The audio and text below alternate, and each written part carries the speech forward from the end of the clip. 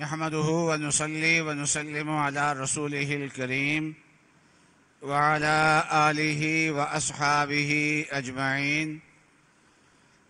اللهم صل على سيدنا ومولانا محمد وعلى آل سيدنا ومولانا محمد وبارك وسلم صلاة وسلاما كثيرا كثيرا. يا رب صل وسلم دائما أبدا على حبيبك خير الخلق كلهم. أما بعد، فأعوذ بالله من الشيطان الرجيم. بسم الله الرحمن الرحيم. وتوبوا إلى الله جميعا أيها المؤمنون لعلكم تفلحون.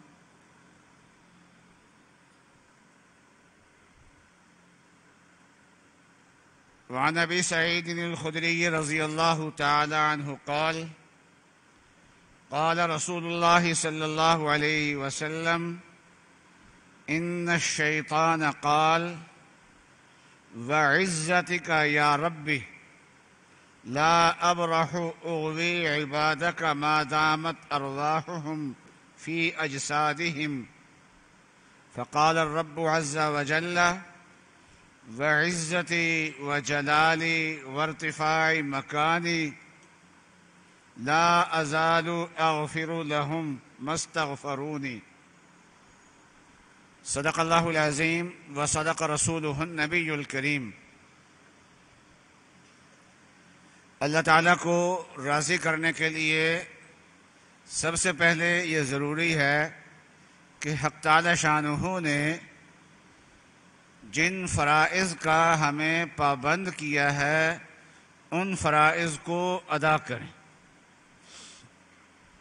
فرائض نماز میں بھی ہیں، روزے میں بھی ہیں، حج بھی صاحب استطاعت پہ فرض ہے، صاحب نصاب پہ زکوٰۃ بھی فرض ہے.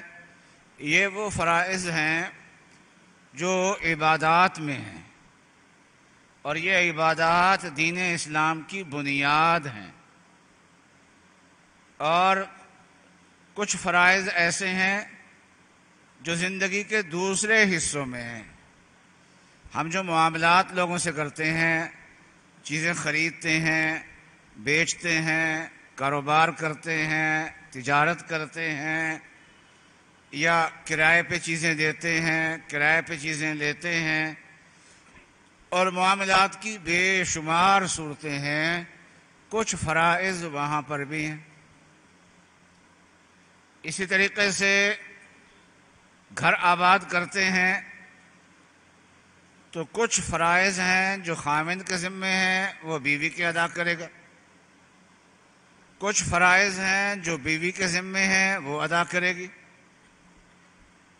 پھر اللہ تعالیٰ اولاد دے دیتے ہیں، تو یہ اولاد کے بھی کچھ فرائض والدین کے ذمے ہوتے ہیں.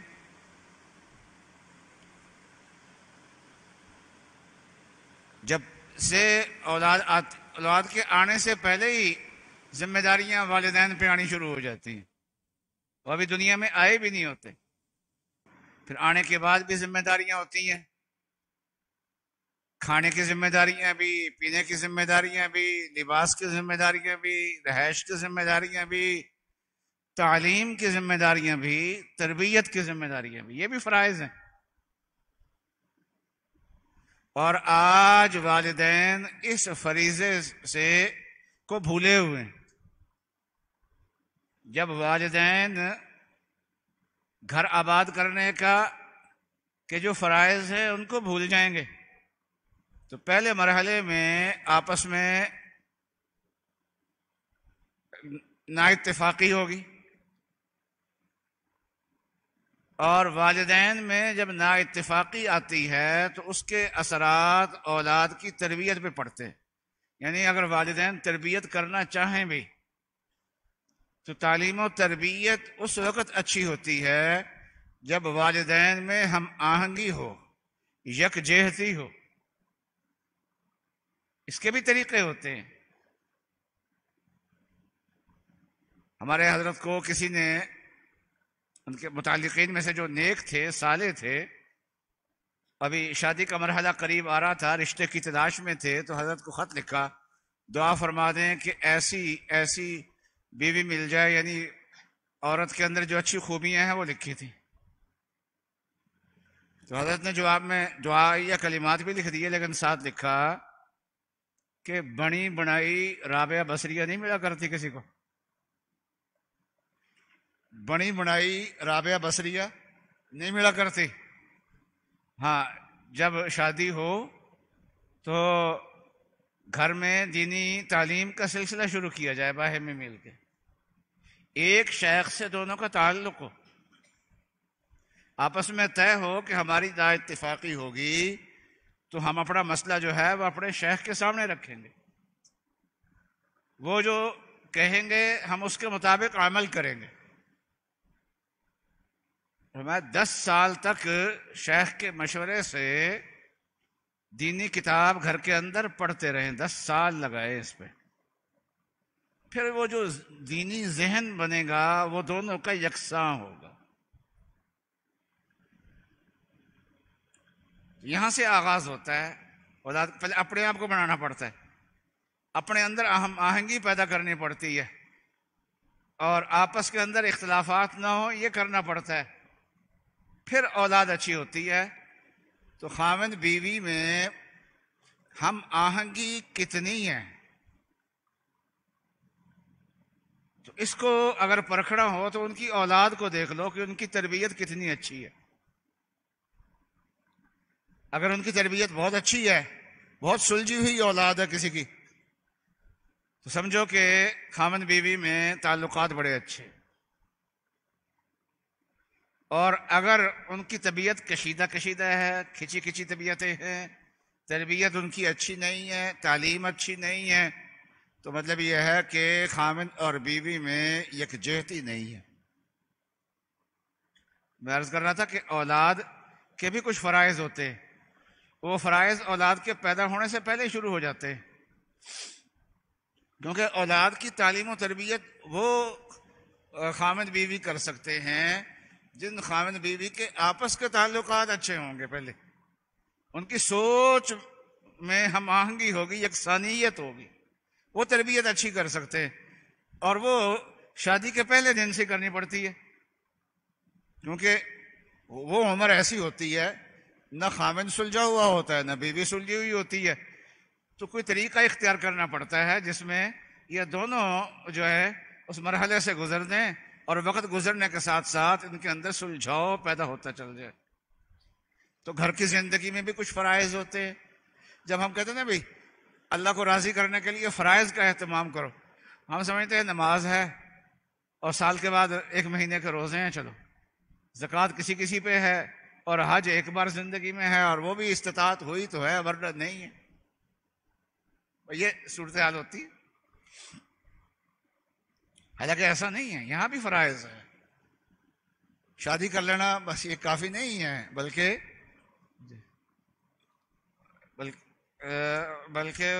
جو فرائض ہیں ان کو پورا کرنا ضروری ہے.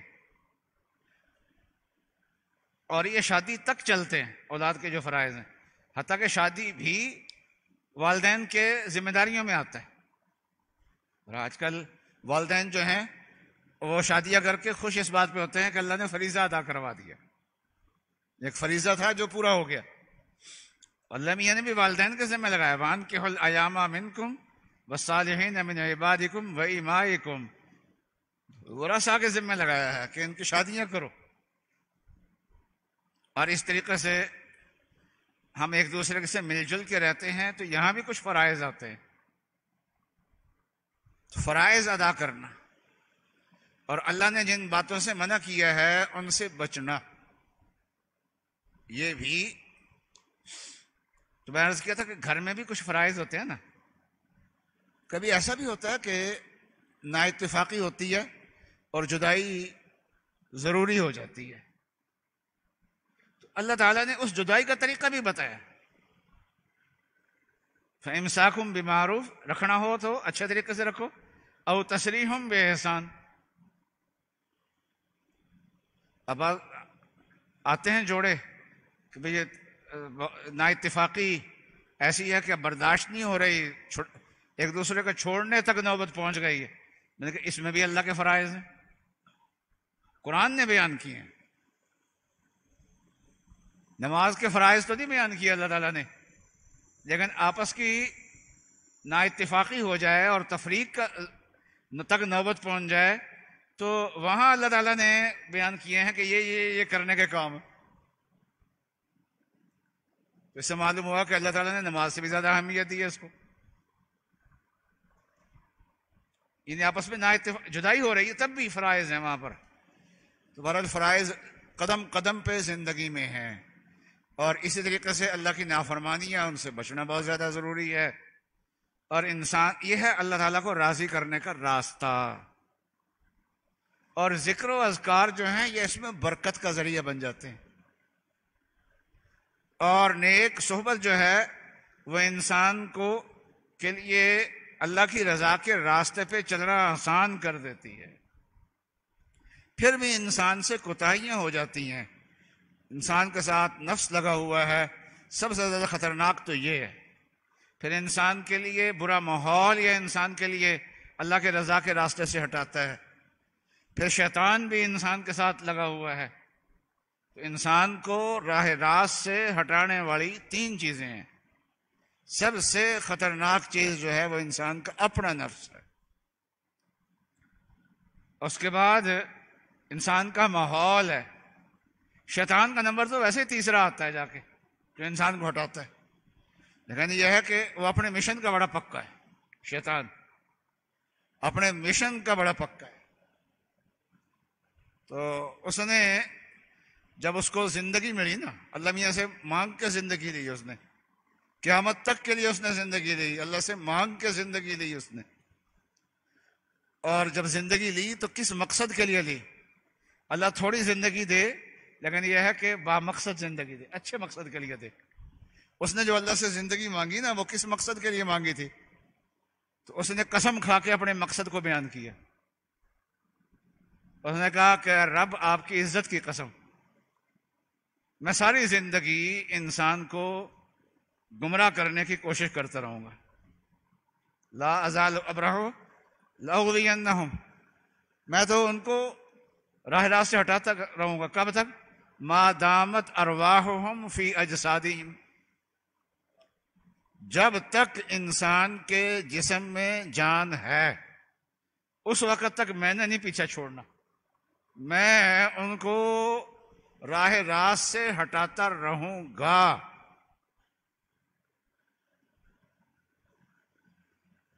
یہ اس نے قسم کھا کے بات کہی، اللہ نے بھی اس کی بات کا جواب دیا۔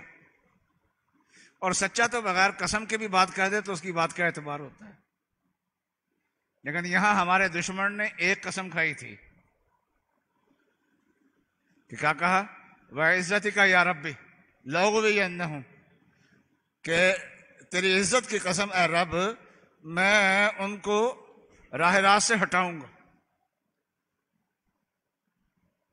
یہ قسم کھائی اس نے۔ اللہ میاں نے ہمارے اندر اعتماد پیدا کرنے کے لیے 3 قسمیں کھا دی۔ فرمایا وعزتی، میری عزت کی قسم، اور میرے جلال کی قسم، وجلالی وارتفاعی مکانی،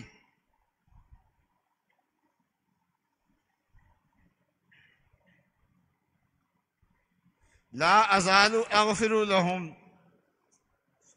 میری عزت کی قسم، میرے جلال کی قسم، میرے بلند مرتبے کی قسم، جب تک وہ مجھ سے معافی مانگتے رہیں گے میں ان کو معاف کرتا رہوں گا۔ لا ازال اغفر لهم ما استغفرونی، جب تک وہ مجھ سے معافی مانگتے رہیں گے میں ان کو معاف کرتا رہوں گا۔ تو شیطان کے چکروں کا توڑ جو ہے وہ توبہ ہے۔ انسان توبہ کرتا رہے، وہ شیطان کتنے گناہ کرا لے اور کتنا اغوا کر لے، اور انسان جو ہے وہ ایک بار اللہ میاں سے توبہ کرے گا سارے گناہ معاف ہو جائیں گے اس کے۔ اور ایک بار کی توبہ سے کوئی گناہ اس کے ذمہ باقی نہیں رہے گا، سارے گناہ اس کے ختم ہو جائیں گے۔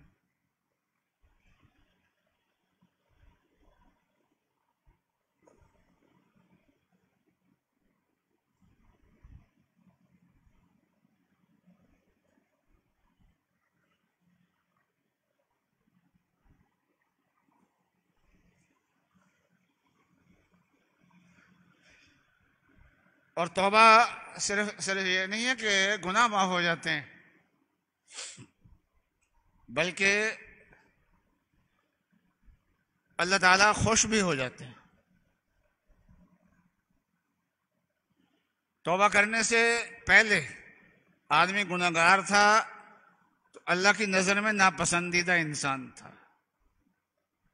جو ہی انسان توبہ کرتا ہے اس وقت اللہ تعالیٰ کا وہ پسندیدہ ترین بندہ بن جاتا ہے۔ اس وقت اس توبہ کرتے ہی اللہ تعالیٰ اس سے بے انتہا خوش ہو جاتے ہیں، اور اللہ تعالیٰ کی رحمت کی بارش اس پہ شروع ہو جاتی توبہ کرتے ہی، اور اللہ تعالیٰ کا وہ پیارا بن جاتا ہے، محبوب بن جاتا ہے، پسندیدہ بندہ بن جاتا ہے۔ سورہ ہود میں حضرت شعیب علیہ السلام کا تذکرہ ہے، انہوں نے اپنی قوم کو مخاطب کیا اور فرمایا وَاسْتَغْفِرُوا رَبَّكُمْ ثُمَّ تُوبُوا إِلَيْهِ، اپنے رب سے معافی مانگ لو، اپنے رب سے کیا لفظ بولا یہاں پر، یہ نہیں فرمایا اللہ سے معافی مانگ لو، اور جس نے تمہیں پاڑا ہے اس سے معافی مانگ لو، جس نے تمہیں پاڑا ہے نا اس سے معافی مانگ لو، ہاتھ جوڑ لو اس کے سامنے، وَاسْتَغْفِرُوا رَبَّكُمْ ثُمَّ تُوبُوا إِلَيْهِ، پھر اسے اس کی طرف رجوع کر لو، اس کے راستے سے ہٹے ہو واپس آ جاؤ۔ اللہ تعالیٰ جو ہر وقت پکارتے ہیں ان کا دروازہ کھلا ہوا ہے کہ آگا بازا بازا ہر آنچ ہستی بازا، بازا بازا ہر آنچ ہستی بازا، تو جو کچھ بھی ہے تو کہاں دور نکل گیا ہے واپس آ جاؤ۔ گر کافرو گبرو بت پرستی، بت پرست بن گیا نا، سب سے زیادہ اللہ تعالیٰ کو شرک ناپسند ہے۔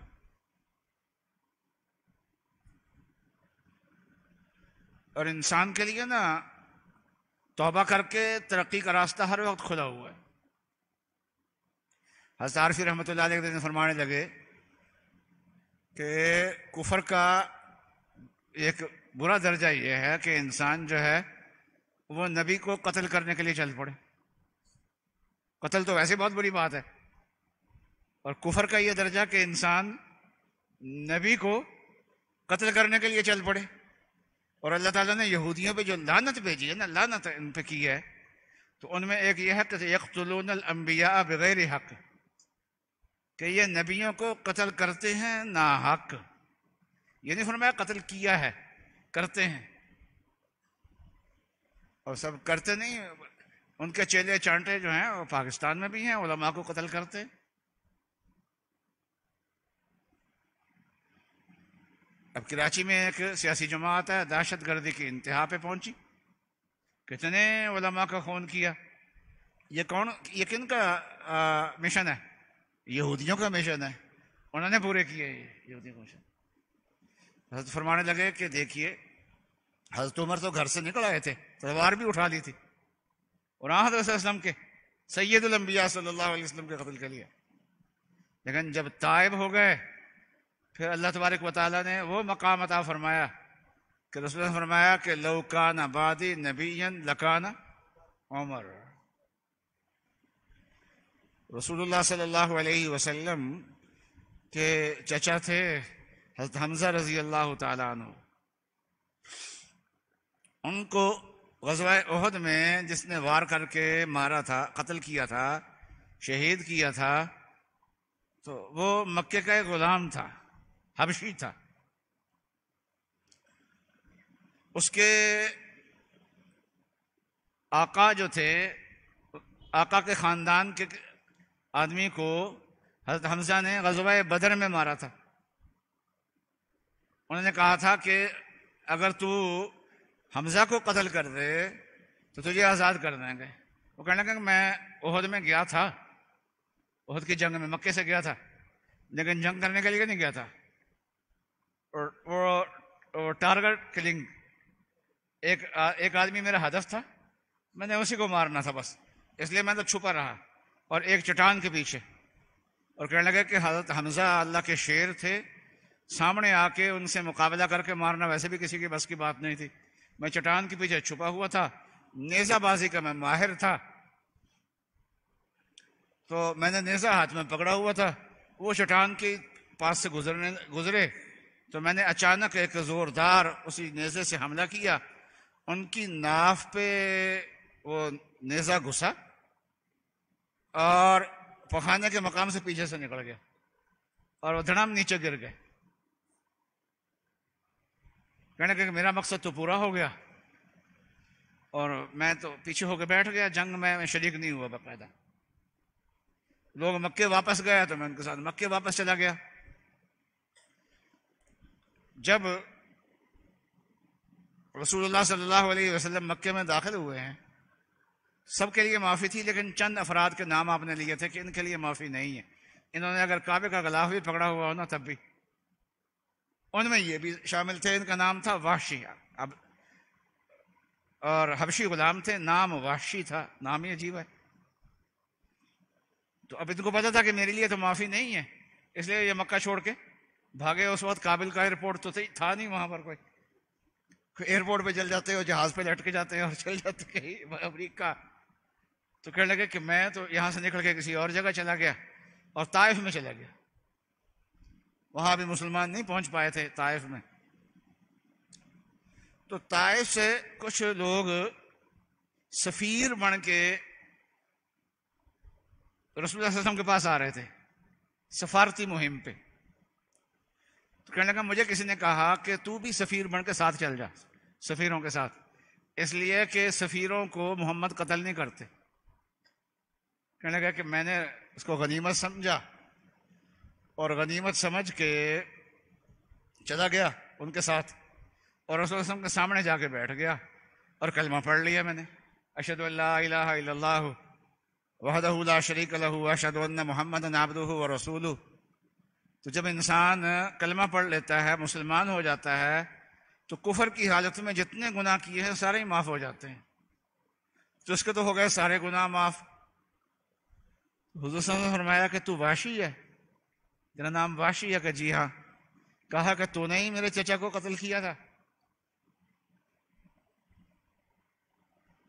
کہا کہ جیسے آپ نے سنا ہے ٹھیک سنا ہے، جو آپ تک معلومات پہنچی ہیں وہ ٹھیک پہنچی ہیں، میں نے ہی مارا تھا.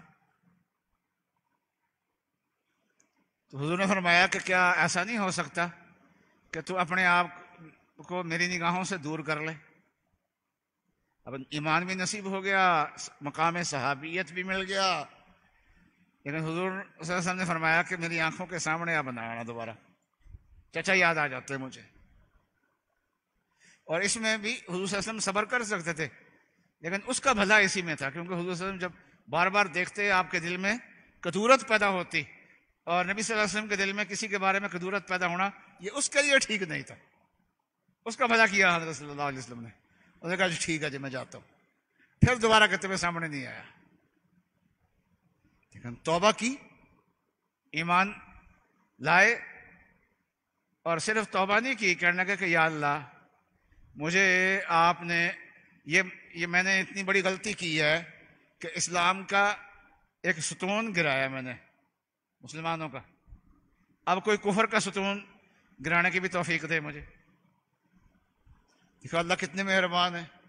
کہنے لگے کہ جب مسلمہ کذاب مدعی نبوت کے خلاف جنگ شروع ہوئی، لوگ جا رہے تھے، تو کہنے لگے کہ میں نے بھی وہی نیزہ اٹھایا پھر دوبارہ، اور اس خیال سے چل پڑا اب بھی جنگ کرنے کا ارادہ نہیں، کہنے لگا کہ میں ذرا داؤ پہ رہوں گا، اور کہیں میرا داؤ لگ گیا نا تو اسی نیزے سے میں نے اس مدعی نبوت کا کام تمام کرنا ہے میں نے، بس باقی جنگ کوئی نہیں، کسی سے جنگ نہیں، کوئی لڑائی نہیں۔ اسی ارادے سے کہتے میں چل پڑا، اور کہنے لگا کہ اگر میں اپنے اس مقصد میں کامیاب ہو گیا تو میں نے جو اتنا بڑا نقصان کیا ہے اسلام کا اور حضور صلی اللہ علیہ وسلم کو تکلیف پہنچائی ہے، تو اس غلطی کا تدارک کر سکوں گا، ہو جائے گا میرا کچھ کفارہ، ہو جائے گا اس غلطی کا کچھ، کہ میں کفر کا ایک ستون گرا ہوں گا۔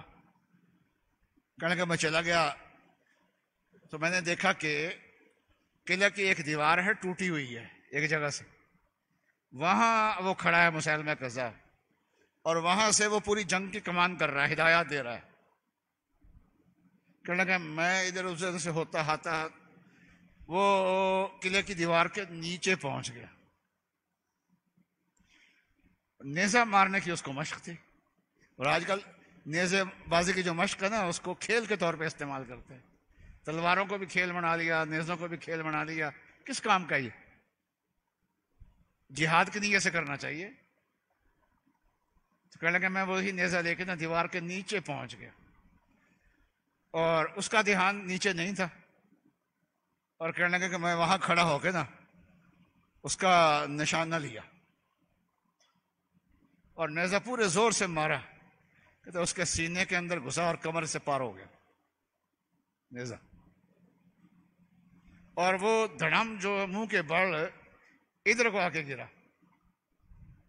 ایک صحابی آگے بڑھے اور انہوں نے تلوار کا وار کیا اور اس کے سر کے 2 ٹکڑے کر دیے۔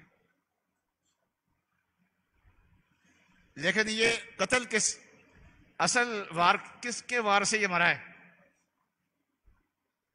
تو کہنے لگے کہ وہ ایک خاتون جو باندھی تھی اس کی چھت کے اوپر کھڑی تھی، اس نے وہاں سے آواز دی کہ واہ امیر المومنین، ہے امیر المومنین، قتلہ عبد حبشی، کہ اس کو ایک حبشی غلام نے قتل کر دیا ہے۔ کہنے لگے کہ اس نے میری تصدیق کر دی، جس سے مجھے تسلی ہوئی کہ میرا وار کامیاب ہوا ہے، میرے وار سے یہ گرا ہے۔ تو جس آدمی کو نبی صلی اللہ علیہ وسلم بھی اپنی آنکھوں کے سامنے رکھنے کے لیے تیار نہیں ہے، وہ اللہ سے اپنا معاملہ درست کر کے کیا ہے، وہ کہہ رہا ہے اللہ سے کہ اللہ اتنا بڑا قصور میں نے کیا، اب اس کا تدارک کرنے کے لیے اتنا بڑا کافر مجھے دے، میں اس کو ماروں، جتنا بڑا اسلام کا آدمی مارا ہے اتنا بڑا کفر کا آدمی بھی ماروں۔ تو یہ ختم نبوت کے خلاف پہلی مہم تھی، اور اس میں بنیادی کردار جو ہے اللہ تعالیٰ نے 1200 صحابہ شہید ہوئے، اس میں بہت بڑی جنگ تھی، لیکن بنیادی کردار اللہ تعالیٰ نے دیا تو کس کو دیا جی؟ واشی کو دیا اللہ تعالیٰ نے۔ تو اللہ تعالیٰ نے توبہ کے دروازے بھی کھلے ہوئے ہیں، اور اللہ تعالیٰ خوش بھی بڑے ہوتے ہیں، اور اللہ تعالیٰ توبہ سے کرنے والے سے محبت بھی بڑی فرماتے ہیں، اور انسان کتنا بھی گناہ گار ہو جائے وہ توبہ کر کے ترقی کا راستہ بھی اس کے لیے کھولا ہوا ہے۔ حضرت عمر کے لیے دیکھیے کہاں پہنچے، لوکان بعدی نبی لکان عمر، چلے کہاں سے ہیں اور پہنچے کہاں تک پہنچے ہیں، اللہ تعالیٰ نے کیا ان کو مقام عطا فرمایا۔ حضرت واشی کا حال دیکھ لیجئے کہ اللہ تعالیٰ نے ان کی توبہ کیسے قبول فرمائی اور کیا مقام عطا فرمایا۔ اس لیے اس دربار سے کبھی مایوس نہیں ہونا چاہیے، اور انسان کبھی بھی توبہ کو نہ چھوڑے، بس توبہ کو لازم پکڑ لیں، اور ہر روز رات کو سونے سے پہلے، ہر روز رات کو سونے سے پہلے توبہ کر کے سو، اپنے اعمال کا، دن بھر کے اعمال کا جائزہ لے کے توبہ کر کے پھر سوئے۔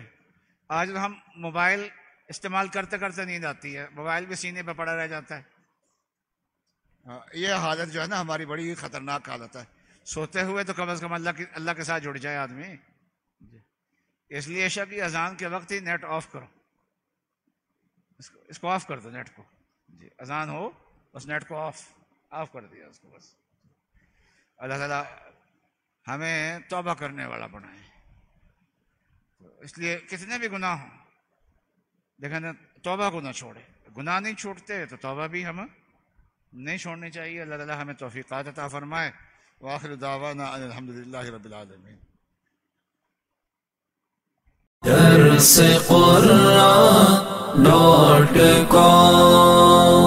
www.darsequran.com